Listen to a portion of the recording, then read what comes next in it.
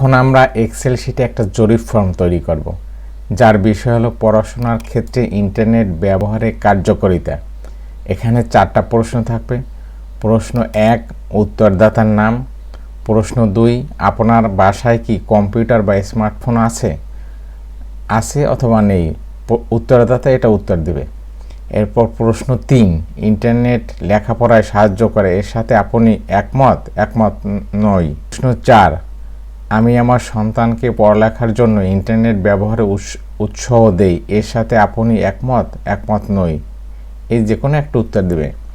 তা আমি এক্সেল শিটে যে জরিপ ফর্মটা তৈরি করব, এটা একদম যারা শুরুতে অর্থাৎ কোনো দিনও কম্পিউটারে কাজ করে নাই তারাও পারবে, এরকম আমি সুন্দরভাবে করার চেষ্টা করব। এই জরিপ ফর্মের 3টে অংশ আছে। একটা অংশ এখানে থাকবে যে উত্তরদাতার নাম, এরপরে যে প্রশ্নগুলো 3টে প্রশ্ন, এরপর আরও যে 2টা অপশন আছে দেখুন, এইখানে একটা অপশন থাকবে। এখানে আমরা যে উত্তরদাতা ইন্টারনেট পড়াশোনায় সাহায্য করে, একমত কয়জন, একমত নয় কয়জন, এবং আমি আমার সন্তানকে ইন্টারনেট ব্যবহারে উৎসাহ দেই, এখানে কতজন একমত এবং কতজন একমত নয়, এগুলো আমরা সূত্রের সাহায্যে বের করব। এবং আরেকটা অপশন আছে এখানে কত পার্সেন্ট একমত এবং কত পার্সেন্ট একমত নয়, এটা আমরা এই সূত্রের সাহায্যে ব্যবহার করব। আমি একটু শুরুতেই এই এক্সেল শিটের জরিপ ফর্মটা তৈরি করেছি, এটা দেখাই তারপর আমরা আবার তৈরি করব। এই জরিপ ফর্মটা আমি আগেই তৈরি করেছিলাম, এখন আমি আবার নতুনভাবে এটা তৈরি করে দেখাবো। এখানে দেখো, এখানে কিন্তু ড্রপ ডাউন বাটন আছে। আমরা যদি এখানে ক্লিক করি তাহলে যদি নাই দিই তাহলে নাই আসবে, এবং যদি আছে দিই তাহলে আছে আসবে। এবার এখানেও যদি এই একমত, এই ড্রপ ডাউন বাটন আছে, যদি আমরা একমত নই দিই তাহলে একমত নই আসবে, এবং একমত দিলে একমত আসবে। এটা আমি তোমাদের দেখিয়ে দেব।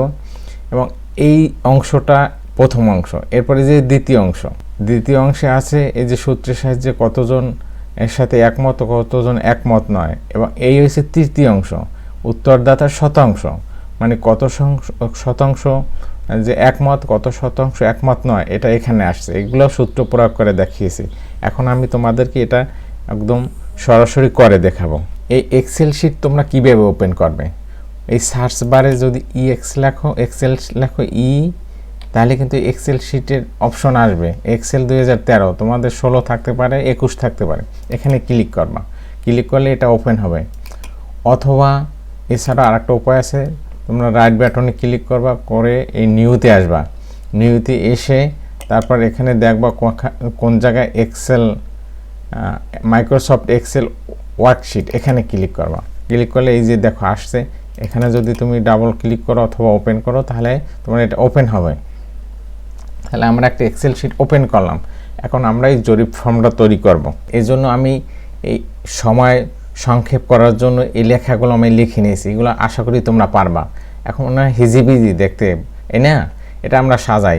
দেখো এখানে এই যে একটা সেলের ভিতর আরেকটা সেল ঢুকে গেছে। সেল নিশ্চয়ই তোমরা বোঝো, এই যে খাড়া এগুলো হলো কলাম, এবং এই যে আনুভূমিকভাবে যেগুলো আছে এগুলো হলো রো। আর এই কলাম এবং রোয়ের এই যে চতুর্ভুজের মতো অংশ, এটা হলো সেল। তা আমরা যদি এটা টেনে একটু বাড়িয়ে দিই তাহলে দেখো এই হয়ে গেছে। এরপর এই পরের অংশটা, এটা আমরা ওইভাবে একটু দেখতে অসুন্দর দেখা, এগুলো আমরা ঠিক করে নিই। এর উত্তরদাতার নাম, তারপর যে পরের অংশটার প্রশ্নটা আছে, বাসায় কম্পিউটার বা স্মার্টফোন আছে। এরপর পরে ইন্টারনেট পড়াশোনায় সাহায্য করে। এরপর পরে আছে, এটা আমরা বাড়িয়ে দিই, আমি আমার সন্তানকে ইন্টারনেট ব্যবহারে উৎসাহ দেই। এখন দেখো, এখন কিন্তু সুন্দর দেখায়। আর এই নামগুলো আমি আগে নিয়ে আসছিলাম, এখানেও যদি কপি করে নিয়ে আসছি, আমি এইগুলো টেবিলগুলো আমি বাদ দিয়ে দিই, নো বর্ডার দিয়ে দিই। এখন কিন্তু আর ঠিক আছে। এরপর একটুখানি দেখো এই যে অংশটা, এটা কিন্তু দেখতে একটা বেমানান লাগে, খারাপ লাগে। তা আমরা একটা কাজ করি, এটা সিলেক্ট করি, যেহেতু একটা লেখা, এটারে আমরা মার্জিন অ্যান্ড সেন্টার করে দিই, একটা সেল বানিয়ে ফেলেছি অনেকগুলো সেলকে। এরপরে এই যে অংশগুলো আছে এগুলো দেখো ওই সিরিয়াল নং এই পাশে এগুলোও আমরা সেন্টারে নিয়ে নিই। এগুলো সবগুলো সিলেক্ট করে এখানে দেখো এই সেন্টার, এখানে ক্লিক করলাম, সবগুলো সেন্টার এসে গেছে। এরপর আমাদের সিরিয়াল নাম্বার দিতে হবে। সিরিয়াল নাম্বারও কিন্তু আমরা অটোমেটিক দিতে পারি। যদি আমি একটু দেখাই, দেখো প্রথম 1 লিখলাম, 1 লেখার পর এরপর এখানে তোমরা কার্সার ধরলে যদি প্লাস চিহ্নের মতো হয় এখানে টেনে টানবা, দেখো একই আছে। এরপর এই যে পাশে দেখো প্লাস আইকনের মতো সেখানে ক্লিক করলে ফাইল সিরিয়াল দেবা, এই যে 2 হয়ে গেছে। এখন যদি তুমি টানো অটোমেটিক তোমার সিরিয়াল নাম্বার পড়বে। এই যে 10 পর্যন্ত হয়ে গেল। আমরা এটারও একটু সেন্টারে নিয়ে নিই, দেখতে সুন্দর দেখাইবে। আর এগুলা ঠিক আছে, এগুলো এইভাবে থাক। এরপর আসো আমরা এগুলোরে বর্ডার দিয়ে দিই। যদি বর্ডার দেই এখানে একটু সমস্যা হবে, এখানে 2টে মিললে একটা বর্ডার হবে, 2টা সেল মিলে। তাহলে আমাদের এখানে কাজ করতে হবে, এখানে ক্লিক করে দিতে হবে আউটসাইড বর্ডার। এরপর এটাও একই কাজ করতে হবে, আমরা এগুলারে আউটসাইড বর্ডার দিয়ে দেবো, যেহেতু 2টা সেল মিললে একটা বর্ডার। আর যদি একটা সেলে একটা বর্ডার হয় অল বর্ডার দিলেই হয়ে যাবে। আমরা এইগুলো আউটসাইড বর্ডার দিয়ে দিলাম এবং এইগুলো একত্রিতভাবে, যেহেতু একটা সেলেই একটা বর্ডার, আমরা এই জন্য সবগুলো সিলেক্ট করে এখান থেকে অল বর্ডার দিয়ে দিলাম। এখন দেখো খুব সুন্দর দেখাচ্ছে কিন্তু। এরপর আসি আমরা আমাদের যে প্রশ্ন, বাসায় কম্পিউটার বা স্মার্টফোন আছে অথবা নাই, এই কাজটা আমরা করব। কিভাবে করব? এটা আমরা একটা ড্রপ ডাউন বাটন বানাবো। আমরা যেখানে ড্রপ ডাউন বাটন বানাবো ওখানে কার্সার রেখে আমরা যাব ডাটা। এই ডাটা গিয়ে এইখানে ক্লিক করে এই যে দেখো ডাটা ভ্যালিডেশন, এখানে আসবা। আসার পর এরকম একটা পপ আপ বক্স পাবা, এখানে তুমি ক্লিক করবা। ক্লিক করে এই যে লিস্ট সিলেক্ট করবা। সিলেক্ট করার পর এখানে ক্লিক করবা। ক্লিক করলে তোমার আগ থেকেই তোমাকে আছে অথবা নাই এরকম একটা 2টা লেখা 2টা সেলে লিখবা। লেখার পর এইখানে আমরা এটা সিলেক্ট করব, করে এই যে এখানে অংশে ক্লিক করব। ক্লিক করে ওকে দেব। এখন দেখো এখানে কিন্তু ড্রপ ডাউন বাটন হয়ে গেছে। আমি যদি একটু দেখাই, এখানে যদি এই দেখো আছে অথবা নাই, আমরা আছে দিলে আছে আসবে এবং নাই দিলে নাই আসবে। এখন অন্য সেলগুলোয় আমরা এগুলা নিয়ে নেব। কীভাবে নেব? এখানে তোমরা ধরবা প্লাস চিহ্নের মতো যদি হয় এবং টেনে যে পর্যন্ত তোমার দরকার ওখান থেকে ছেড়ে দেবা। এই দেখো সবগুলো কিন্তু নাই আসছে। এখন আমরা যখন জরিপ করব তখন এখান থেকে আমরা এই যার কাছে প্রশ্ন জিজ্ঞাসা করব যে বাসায় কম্পিউটার বা স্মার্টফোন আছে, উনি যদি বলে আছে তাহলে তুমি এখান থেকে ড্রপ ডাউনের বাটনে ক্লিক করে আছেতে ক্লিক করবা। এরপর এই যে ফাইমা ওনাকে যদি জিজ্ঞেস করো যে আপনার কি বাসায় স্মার্টফোন বা কম্পিউটার আছে, উনি যদি আছে বলে আছে দিবা। এরকম আমরা এই ড্রপ ডাউন বাটনের মাধ্যমে কাজটাকে আরও সহজ করতে পারি। আমি আরও 2-1টা দেই।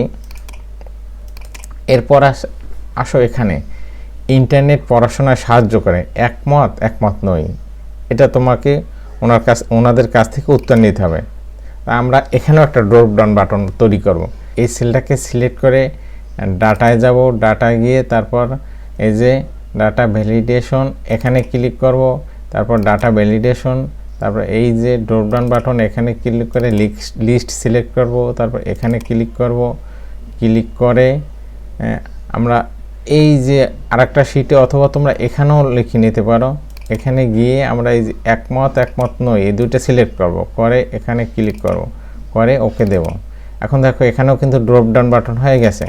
এখন যদি আমরা এই লোককে প্রশ্ন করি যে ইন্টারনেট পড়াশোনায় সাহায্য করে, উনি যদি একমত হয় তাহলে একমত দেবা। তো এই ড্রপ ডাউন বাটন আমরা প্রত্যেকটা সেলে তৈরি করবো। এই জন্য আগের মতোই আমরা এটা এখানে ধরে প্লাস চিহ্ন হলে টেনে সব সেলে নিয়ে যাব। এরপর এটাকে আমরা সেন্টারে নিয়ে নিই। অন্য একজনে যদি প্রশ্ন করো, সে যদি একমত না হয় তাহলে একমত নই দেবা। এখানে যদি আবার আরেকজনের জিজ্ঞেস করি একমত না হলে একমত নই দেবা। এখানে আরেকজনের আমরা দেই, কারণ এটা তো আমাদের আরও সূত্র প্রয়োগ করতে হবে জরিপের ক্ষেত্রে, কয়জন একমত কয়জন একমত নয়। কয়েকটা আমরা একমত নই দিয়ে দেই। এরপর এখানে একই কাজ করব, আমরা আরেকটা ড্রপ ডাউন বাটন করব। এখানে যাব, গিয়ে ডাটা ভ্যালিডেশন, তারপর এই ড্রপ ডাউন বাটনে লিস্ট, এখানে ক্লিক করব।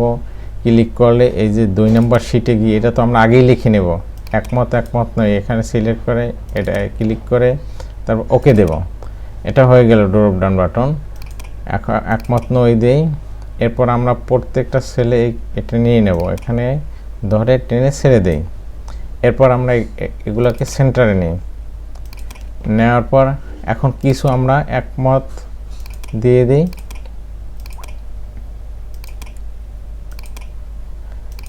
দেখো কত সুন্দর ডাইনামিকভাবে কিন্তু আমি জরিপ ফর্মটা তৈরি করলাম। এগুলো যদি ড্রপ ডাউন বাটন তৈরি না করো তাহলে কিন্তু তোমাদেরকে হাতে লিখতে হবে, এটা ঝামেলার ব্যাপার।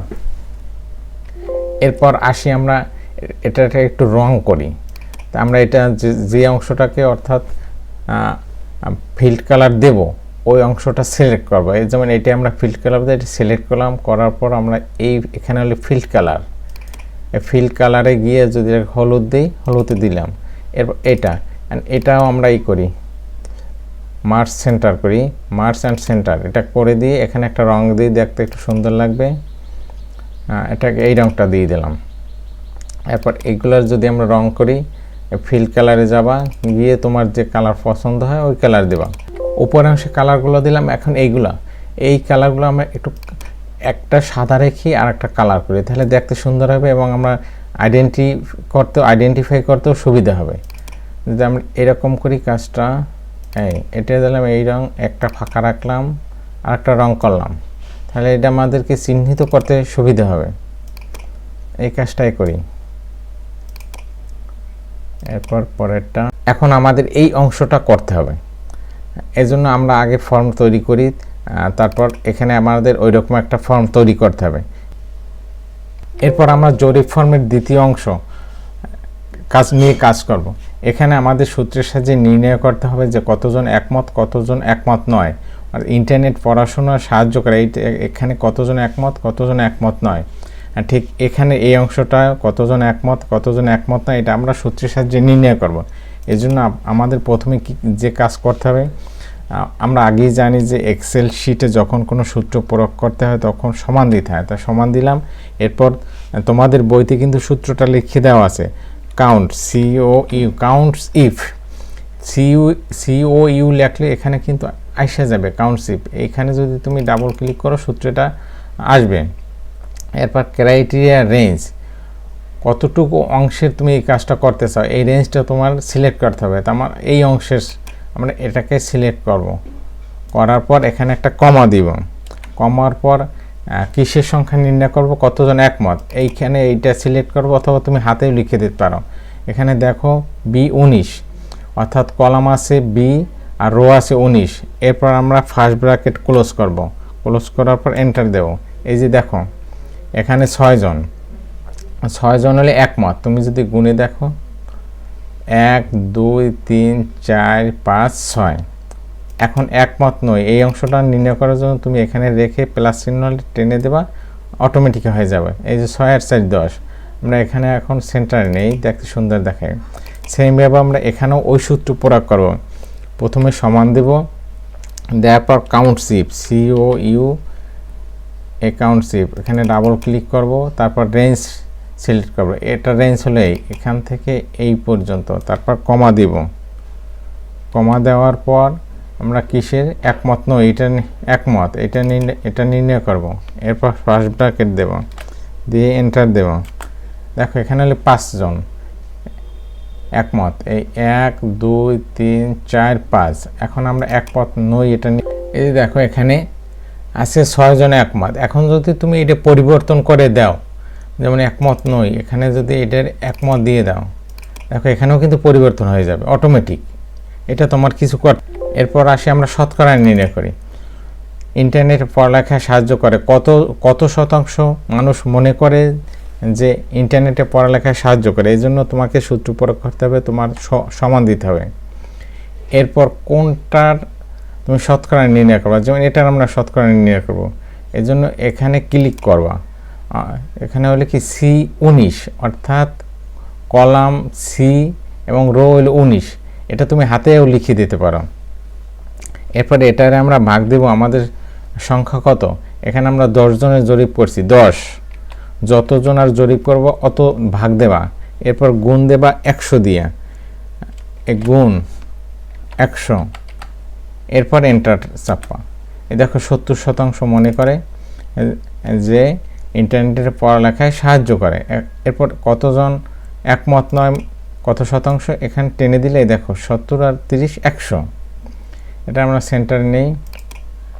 এবার সেমভাবে এটা এই কাজটাও করবা, প্রথমে কি করবা, সমান দেবা, দেওয়ার পর এটা তো আমরা এটার ক্ষেত্রে নির্ণয় করব কত শতাংশ, এখানে ক্লিক করব অথবা হাতে লিখে দেওয়া, এখানে হলে কলাম ডি, রো হলো 19, এরপর ভাগ হলে আমরা কয়জন করছি, 10 জন, 10 গুণ হলো 100, এন্টার 50%। এখন এখানে এটা আমরা টেনে দিই 50%। তাহলে এভাবে আমরা সূত্রের সাহায্যে এটা নির্ণয় করতে পারি। এখন যদি তুমি এখানে পরিবর্তন করো তাহলে কিন্তু তোমার সবগুলো পরিবর্তন হবে। যেমন একমত, এটা যদি আমি একমত না দিই তাহলে কিন্তু দেখো এখানেও পরিবর্তন হয়ে গেছে, এইটার পার্সেন্টেজে পরিবর্তন হয়েছে।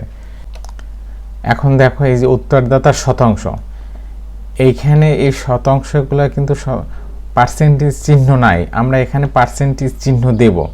এজন্য আমাদেরকে এই 4টা অপশন সিলেক্ট করতে হবে, 4টি অংশ সিলেক্ট করার পর এখানে দেখো এই যে নাম্বার, এই নাম্বারে একটা তীর চিহ্ন আছে, এখানে ক্লিক করবা, ক্লিক করার পর সর্বশেষ আছে যে কাস্টম, এখানে ক্লিক করবা, তারপর সবার উপরে আছে 0, এই 0তে ক্লিক করে এই 0 এখানে কার্সার রেখে ব্যাকস্ল্যাশ দেবা, দেওয়ার পর পার্সেন্টেজ চিহ্ন দেবা, এরপর ওকে দেই। দেখো এই পার্সেন্টেজ চিহ্ন কিন্তু এসে গেছে। এখন তোমাদের বইতে এই জরিপের ভিত্তিতে একটা চার্ট তৈরি করতে হবে। তাই যে তথ্যের উপর ভিত্তি করে তুমি চার্ট তৈরি করবে ওই তথ্যগুলো আগে সিলেক্ট করে নিতে হবে। আমি সিলেক্ট করলাম, এরপর আসতে হবে ইনচার্ট, ইনচার্টের থেকে রিকমেন্ডেড চার্ট, এখানে ক্লিক করবা, তারপর এখান থেকে তুমি একটা মডেল বেছে নিবা। আমি যদি এইটা বেছে নিই তাহলে দেখো ওকে দেই, ওকে দেওয়ার পর দেখো এই চার্ট এসে গেছে। এখন দেখো এই যে ইন্টারনেট পড়ালেখায় সাহায্য করে, এই রঙটা, এটা হলো ইন্টারনেট পড়ালেখায় সাহায্য করে। এরপর হলো আমি আমার সন্তানকে ইন্টারনেট ব্যবহারে উৎসাহ দেই, এই রঙটা হলে এইটা।